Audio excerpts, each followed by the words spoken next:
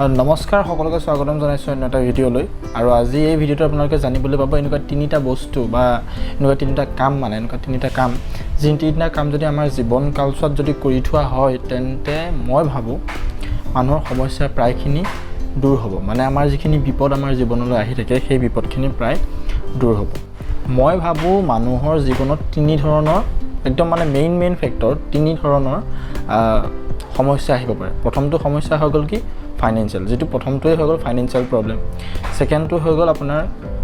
হেলথৰ problem থাৰ্ডটো হৈ গ'ল যে কোনোবা এজন যদি মূল মানুহ পৰিয়ালৰ মূল সদস্য যদি নাইকিয়া হৈ যায় তেতিয়া তেওঁৰ এবসেন্সত যেটো মানে ফাইনেন্সিয়েল যেটো ইকনমিক্যালি যেটো দুৰ্বলতা আহি পৰে সেইটো আৰু এটা ক'ব পাৰে যে মই কেনেকৈ এইবোৰ ওপৰত মানে ক'ব পৰা হলো তো বহুতে জানে হয়তো যে মই এজন ইন্স্যুৰেন্স এডভাইজাৰ হয় মই LIC আৰু ষ্টাৰ হেল্থৰ ইন্স্যুৰেন্স এডভাইজাৰ হোৱাৰ লগতে মই প্ৰাইভেট টিচাৰ হয় আৰু ইকুৱাগ্ৰীণ আৰু আইডিবিআই টি ষ্টেটে মই বৰ্তমান কেমিষ্ট হিচাপে কাম কৰি আছোঁ তো সেইখিনি নলেজ মোৰ ওচৰত আছে যে মই আপোনালোকক এটা ভাল দিশ দেখাব পৰা যাব তো বলক ভিডিঅ'টো পলম নকৰি আৰম্ভ কৰোঁ তো চাওক মানুহৰ জীৱনকালটো আসলে কি হয় যেতিয়া মানুহ এজনৰ যদি আমি সম্পূৰ্ণ জীৱনকালটো আমি যদি চাওঁ তে প্ৰথম তেওঁ ফাইনেন্সিয়েল প্ৰবলেমটো আহিব ফাইনেন্সিয়েল প্ৰবলেমটো মই কোৱাৰ আগত আৰু কিছুমান কথা কৈ লওঁ ফাইনেন্সিয়েলটোকে মেইন কথা হ'ল কি মই এইটো কথা এই টপিকটো আজি সেইখিনি মানুহৰ কাৰণে ক'বলৈ যোৱা নাই যিখিনি মানুহ একদম হাইলি ৰিচ তেওঁলোকক মই সেইটো কথা ক'বলৈ যোৱা নাই মই ফ'কাছ কৰিছোঁ অনলি মিডল ক্লাছ যিটো ময়ো এজন হয় আৰু মই মিডল ক্লাছত নপৰোঁ বুলি ক'ব পাৰি মোৰ বেকগ্ৰাউণ্ড বহুত পিছে পৰি আছে তো সেইটো বাৰু পিছৰ কথা মই আপোনাক সেইটো গাইড কৰিবলৈ আহিছোঁ কাৰণ সেইখিনি নলেজ মই পাইছোঁ আৰু সেইখিনি নলেজকে মই নিজৰ লাইফত ইমপ্লিমেণ্ট কৰি মই যিমানটো পজিশ্যন আছিলোঁ তাতকৈ অলপ হ'লেও এতিয়া মানে ইমপ্ৰুভ কৰিব মই পাৰিছোঁ তো আপোনালোকক সেইখিনিকে মই বুজাবলৈ চেষ্টা কৰিছোঁ মানুহৰ লাইফত কেতিয়া কি হৈ যায় কোনেও নাজানে হঠাৎ যদি কোনোবা এজন পৰিয়ালৰ সদস্যই হওক বা নিজেই হওক বা পৰিয়ালৰ যিকোনো এজন মেম্বাৰ বা নিজে যদি যিকোনো ধৰণৰ বেমাৰত পৰে ইন কেছ অপাৰেশ্যন কৰিবলগীয়া হ'ল বা অলপ দিনৰ কাৰণে মেডিকেলত এডমিট কৰিবলগীয়া হ'ল তো তেনেকুৱা ক্ষেত্ৰত আমাক বহুতো পইচাৰ প্ৰয়োজন হৈ পৰে আৰু আজিকালি এনেকুৱা হৈছে যে আপুনি যদি ওচৰৰ কোনোবা ঘৰত যদি আপুনি খুজিবও যায় যে এনেকুৱা বিপদ হৈছে মই মোক দিবচোন মই আপোনাক বেক কৰিম আপোনাক নিদিয়ে কাৰণ আজিকালি মানুহে পইচা দিলেও চাই ল'ব যে সেই মানুহজনে আপোনাক ৰিটাৰ্ণ দিব পাৰিব নে নোৱাৰে প্ৰথম কথাটো সেইটো সেইকাৰণে মই ভাবোঁ নিজে আমি ইণ্ডিপেণ্ডেণ্ট হোৱাটো ভাল বেলেগক আমি হাত পতাতকৈ এতিয়া যদি আপোনালোকে চাবলৈ যায় এটা সৰু অপাৰেশ্যন মিনিমাম কষ্ট প্ৰায় 30ৰ পৰা 40 মানে মিনিমাম 30-40 লাগিবই এটা অপাৰেশ্যন যদি কৰিব লগা হয় আৰু মেডিকেল যোৱা মাত্ৰক মানে পইচা খৰচ আহি যায় কিন্তু যদি এনেকুৱা এটা আমি চিষ্টেম কৰি ল'ব পাৰোঁ যে অতি কম খৰচত যদি হঠাৎ আমাৰ পৰিয়ালৰ কোনোবা এজন মেম্বাৰৰ যদি কিবা এটা হয় গা বেয়া আমি যাতে একো চিন্তা নকৰাকৈ জাষ্ট লৈ গ'লে যাতে আমাৰ সকলোবোৰ যদি সমস্যা সমাধান হৈ যায় তেনেকুৱা যদি আমি কৰিব পাৰোঁ সেইটো বহুত ভাল কথাই হৈ পৰিব তো হেল্থ যিটো পলিচি আছে হেল্থৰ যিখিনি পলিচি আছে সেই হেল্থ পলিচিয়ে আপোনাক তেনেকুৱাত সহায় কৰিব যিটো আপোনাক প্ৰতিজনে কৰি ল'লে ভাল আৰু এতিয়া হেল্থ পলিচিটো অকল সেইটো বুলি নহয় আজিকালি আপোনালোকে চাগে বহুতে হয়তো জানে যে অসমৰ বাহিৰত যদি আপোনালোকে কেনেবাকৈ চিকিৎসা কৰিবলৈ যায় তেনেহ'লে আগতীয়াকৈ ডাক্তৰে এইটোৱে সোধে যে হেল্থ ইঞ্চুৰেঞ্চ কৰা আছে নে নাই কাৰণ কেলৈ সেই মেডিকেলখনো চলি আছে কেনেকৈ সেই মানুহৰ পইচাৰ পৰাই চলি আছে আৰু ডাক্তৰে জানে যে মানুহৰ হাতত পইচা পটককৈ নাথাকে সেইটো কাৰণে সোধে যে ইঞ্চুৰেঞ্চ কৰা আছে নে নাই যাতে ইঞ্চুৰেঞ্চ ডিপাৰ্টমেণ্টে পইচাটো তেওঁলোকক দিব পাৰে আমি দিব নোৱাৰোঁ কেনেকৈ কাম কৰে এতিয়া হেল্থ ইঞ্চুৰেঞ্চটোৱে কেনেকৈ কাম কৰে আমি হেল্থ ইঞ্চুৰেঞ্চক প্ৰতি বছৰে এটা প্ৰিমিয়াম যেনেকৈ আমি LIC বা আমি RD ক'লোঁ তেনেকৈ প্ৰিমিয়াম এটা আমি দি যাব লাগে যাৰ বিনিময়ত 5 লাখ টকা 7 লাখ টকা 10 লাখ টকা বহুত 1 কোটিলৈকে বা 1 কোটিতকৈ বেছি তেনেকুৱা ধৰণৰ ৰেঞ্জ আছে সেই ৰেঞ্জৰ মতে আপোনালোকৰ কভাৰ কৰিব ইন কেছ আপোনালোকে পলিচিটো কৰাৰ পাছত কোনোবা এজন এডমিট কৰিবলগীয়া হৈ গ'ল আৰু তেওঁ অপাৰেশ্যন কৰিবলগীয়া হ'ল তেনেহ'লে সেই সম্পূৰ্ণ পইচাখিনি অপাৰেশ্যনত যিখিনি টকা খৰচ হ'ব ধৰি লওক 5 লাখ টকা গ'ল বা ইমানটো নাযায় বাৰু সৰু সুৰা অপাৰেশ্যনত 1 লাখ টকা 1.5 লাখ টকা যিখিনি গ'ল সেইখিনি সম্পূৰ্ণ কোম্পানীয়ে পে' কৰিব কিন্তু 1 লাখ 1.5 লাখ টকা পটককৈ আপোনাৰ ওচৰত নোলায় যিটো ব্যৱস্থা কৰি দিছে এই হেল্থ ইঞ্চুৰেঞ্চৰ আপুনি বছৰি 6,000 টকা 7,000 টকা কিছুমানৰতো বাৰু যদি বয়স বেছি হয় 24-25 হাজাৰ টকা বা 33,000 টকালৈকে বা তাতকৈ বেছি যদি পৰিয়ালৰ মেম্বাৰ বেছি হৈ যায় যিমানে বেছি হৈ যাব সিমানে পইচাও মানে বেছি হৈ যাব সিমানটো এটা প্ৰতি বছৰে আহে তো সেইটো আপোনাৰ সেই একেচাতে আপোনাৰ কভাৰ হৈ গ'ল তো সেইটো কাৰণে মই ভাবোঁ যে প্ৰতিজন মানুহে যদি এটা হেল্থ ইঞ্চুৰেঞ্চ কৰে কেতিয়া মই মোৰ ক্ষেত্ৰত যদি ক'বলৈ যাওঁ মোৰ বয়স প্ৰায় 24 বছৰ ওচৰা-ওচৰি তো 24 বছৰ ওচৰা-ওচৰি মোৰ হেল্থ ইঞ্চুৰেঞ্চ প্ৰায় 6,000 পৰা 7,000 টকাৰ ভিতৰত হৈ যায় মানে 24 বছৰ সকলো ল'ৰা 6,000 টকাৰ ভিতৰত হেল্থ ইঞ্চুৰেঞ্চ হৈ যাব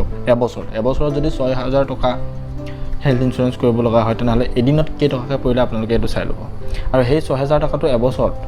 আপুনি দিলে আপোনাৰ একো নাযায় কাৰণ কিয় সেই 6,000টো আপোনাক 5 লাখ টকাৰ কভাৰ দিব ইন কেছ আপোনাৰ যদি বছৰটোত কিবা এটা 5 লাখ টকাৰ ভিতৰত কিবা এটা যদি আপোনাৰ খৰচ কৰিবলগীয়া হৈ যায় হেল্থ ৰিলেটেড তেনেহ'লে সেই 6,000টোৱে আপোনাৰ 5 লাখ টকালৈকে আপোনাক কভাৰ কৰিব সেইটোৱে মোক ক'ব লগা কথা আছে তো আমাৰ মেইন ইম্পৰ্টেণ্ট কথা হ'ল কি যে আমি এটা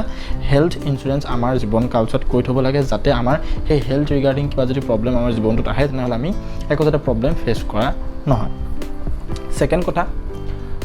কোনোবা এঘৰৰ মানুহত যেতিয়া মূল মানুহজন ঢুকাই যায় বা সেই মানুহজন নাইকিয়া হৈ যায় তেতিয়া সেই মানুহঘৰ সম্পূৰ্ণৰূপে দুৰ্বল হৈ পৰে ইকনমিকেলি দুৰ্বল হৈ পৰে আৰু সেই কথাটোৰ কাৰণে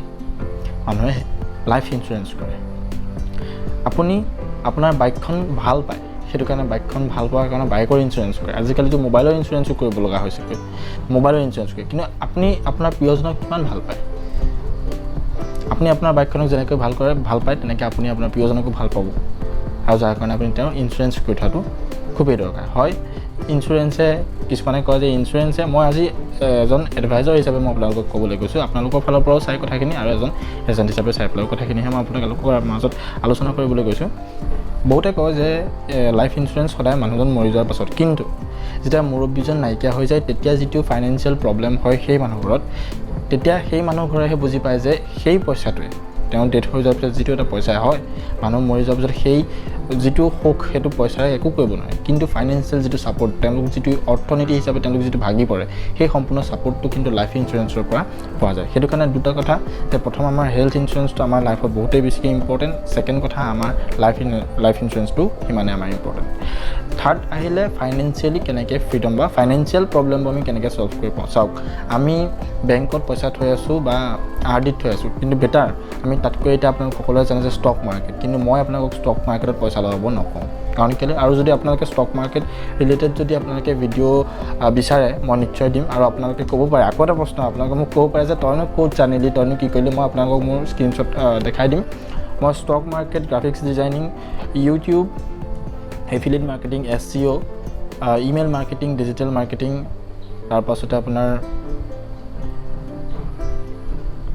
গুগল এডছ ফেচবুক এডছ সেই সকলোবোৰ মই শিকা আছে আৰু যাৰ চাৰ্টিফিকেট মোৰ ওচৰত আছে মই আপোনালোক সকলোকে দেখাই দিম আৰু আপোনালোকে যদি তেনেকুৱা ধৰণৰ চাৰ্টিফিকেট পাবলৈ বিচাৰে মই আপোনালোকক নিশ্চয় সহায় কৰিম আপোনালোকে মোক কমেণ্ট কৰিব মই তেতিয়া নেক্সট ভিডিঅ' আপোনালোকৰ কাৰণে আপলোড কৰাই দিম আৰু নেক্সট ভিডিঅ' আৰু তেনেকুৱা ধৰণৰ ৰিগাৰ্ডিং আহি থাকিব যদি আপোনালোকে মোক ছাপৰ্ট কৰি গৈ থাকে তো থাৰ্ড কথা হ'ল কি মই আপোনালোকক ষ্টক মাৰ্কেটত লগাব নকওঁ কাৰণ ষ্টক মাৰ্কেটত আমি নলেজ লৈ নাযাওঁ আমাৰ মেইন প্ৰব্লেমটো কি যে আমি ডাইৰেক্ট মানে গুলিয়াবলৈ যাওঁ আমি একো গমেই নাপাওঁ ডাইৰেক্ট আমাৰ একশ্যন আমি আগতীয়াকৈ বস্তুটো বুজি পাব লাগিব তাক ষ্টাডি কৰিব লাগিব তাক প্ৰেক্টিচ কৰিব লাগিব তাৰপিছত একশ্যন কিন্তু আমাৰ ল'ৰাখিনি আমাৰ ইউথ জেনেৰেশ্যনটো কি হয় ষ্টক মাৰ্কেট লগালগ পইচা লগাই দিয়ে সেইটো নহয় ৰ'বা ভাই আগতীয়াকৈ কথাবোৰ সম্পূৰ্ণ শিকি লোৱা তাত বহুতো কথা আছে তাত ফাণ্ডামেণ্টেল এনালাইচিছ আছে টেকনিকেল এনালাইচিছ আছে বহুত মানে এখন ডাঙৰ সাগৰ কিন্তু আমি পটককৈ তাত গৈ পেলাই পইচা লগাই দিলে আমাৰ ভুল কাৰণ আমাৰ সেই পইচাকেইটা তাত নাইকিয়া হৈ থাকিব আৰু সেইটো কাৰণে বহুতে কয় যে ষ্টক মাৰ্কেট যোৱা কিন্তু নহয় বহুত কথা আছে কিন্তু মই আপোনালোকক আজি ষ্টক মাৰ্কেটৰ কথা ক'বলৈ নাযাওঁ মই আপোনালোকক আজি মিউচুৱেল ফাণ্ডৰ কথা ক'বলৈ যাম মিউচুৱেল ফাণ্ডত কি হয় এক্সপাৰ্টিছ মানুহ বহি থাকে যি আপোনাৰ পইচা ল'ব আৰু ষ্টক মাৰ্কেটত লগাব আৰু আপোনাক কোনো ধৰণৰ লছ নোহোৱাকৈ আপোনাক সেইটো ৰিটাৰ্ণো দি দিব তো আপুনি ফাইনেন্সিয়েল কিছুমান প্ৰব্লেম সেই মিউচুৱেল ফাণ্ডৰ পৰা পাব পাৰে মিউচুৱেল ফাণ্ডত 5 বছৰ 7 বছৰ 10 বছৰ তেনেকৈ আপোনালোকৰ মেচিউৰিটি পিৰিয়ড থাকে মেচিউৰিটি পিৰিয়ড নহয় মানে পইচাটো বেক হয় তো তাত 15% আপোনালোকে যিমানটো পইচা লগায় এভাৰেজ 15% ৰিটাৰ্ণ আপোনালোকে পাবই যিটো যদি আপোনালোকে বেংকত চাবলৈ যায় বেংকত বহুতেই কম পাৰ্চেণ্টেজ ৰিটাৰ্ণ আপোনালোকৰ আহে বা FDত কম আহে তো আজি এই ভিডিঅ'টোৰ পৰা সামাৰ আপ যদি মই ক'ব সামাৰি যদি আমি উলিয়াবলৈ যাওঁ তিনিটা কথা এটা হ'ল লাইফ ইঞ্চুৰেঞ্চ এটা হেল্থ ইঞ্চুৰেঞ্চ আৰু এটা হ'ল কি মিউচুৱেল ফাণ্ড আমাৰ মানে মধ্যবিত্তৰ কাৰণে এই তিনিটা বস্তু বহুত ইম্পৰ্টেণ্ট এই তিনিটা কাম বহুত ইম্পৰ্টেণ্ট সেইটো কাৰণে মই আপোনালোকক ৰিকুৱেষ্ট কৰিছোঁ যে আপোনালোকে এই তিনিটা কাম আপোনালোকৰ জীৱন কালচোৱাত কৰি ৰাখে আৰু যদি আপোনালোকৰ কিবা অসুবিধা হৈছে mutual fund related life insurance related health insurance related কিবা যদি আপোনালোকৰ হয় হেল্থ ইঞ্চুৰেঞ্চ যদি কৰাবলগীয়া আছে লাইফ ইঞ্চুৰেঞ্চ যদি কৰাবলগীয়া আছে আৰু যদি মিউচুৱেল ফাণ্ডৰ ভাল ফাণ্ড কোনটো হৈ আছে বৰ্তমান কোনটোত আমি পইচা যদি ইনভেষ্ট কৰোঁ আমি ৰিটাৰ্ণ ভালকৈ নাপাম সেইখিনি যদি আপোনালোকৰ কথা জানিবলৈ মন আছে তেন্তে আপোনালোকে মোক কণ্টেক্ট কৰিব পাৰে ডেছক্ৰিপশ্যনত মই ইনষ্টাগ্ৰামৰ লিংকটো দি দিম আপোনালোকে মোক তাত ফ'ল' কৰি ল'ব আৰু লগালগ মেছেজ দিব মই ৰিপ্লাই কৰিম আৰু আপোনালোকক সম্পূৰ্ণ গাইড কৰিম বুলি বিশ্বাস দিছোঁ আৰু মই সেইমতে কৰি যাম আৰু মানে কি হয় সময়ো মোৰ ওচৰত অলপ কম থাকে তথাপিতো মই আপোনালোকক চেষ্টা কৰিম সেইখিনি কৰি যাবলৈ আৰু যদি ভিডিঅ'টো ভাল পাইছে তেন্তে ছাবস্ক্ৰাইব কৰিব মোৰ চেনেলটো আৰু লাইক কৰিব আৰু আপোনালোক সকলো ফ্ৰেণ্ডছ আৰু ফেমিলিৰ মাজত ভিডিঅ'টো যাতে শ্বেয়াৰ কৰে। Thank U.